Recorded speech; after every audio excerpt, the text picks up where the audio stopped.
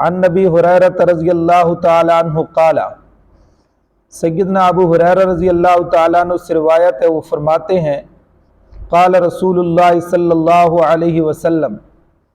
کہ امام الانبیاء حضرت محمد الرسول اللہ صلی اللہ تعالیٰ علیہ وسلم نے فرمایا ثلاثۃ،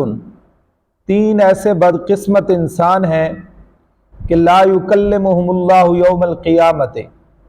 نہ کلام کرے گا اللہ تعالیٰ ان سے قیامت والے دن، ولا یزکیہم،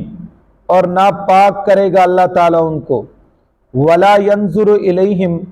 اور نہ نظر رحمت کے ساتھ ان کی طرف دیکھیں گے، ولہم عذاب علیم،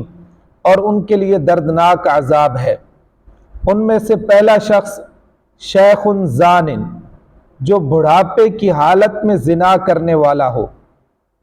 کہ اللہ تعالیٰ کی طرف سے موت جو ہے وہ قریب آ گئی۔ ویسے تو کسی کو ایک لمحے کا بھی پتہ نہیں، کسی وقت بھی موت آ سکتی ہے،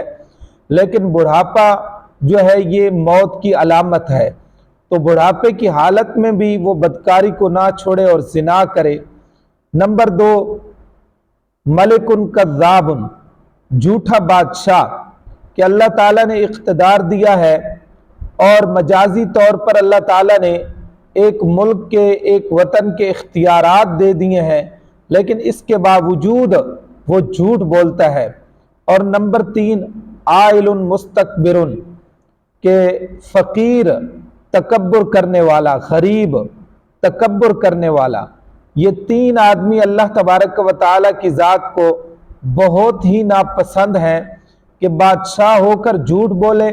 بوڑھا ہو کر زنا کرے، اور غریب ہو کر تکبر کرے۔ اللہ تعالیٰ ان کو پسند نہیں کرتے، اور نظر رحمت کے ساتھ کل قیامت والے دن ان کو نہیں دیکھیں گے۔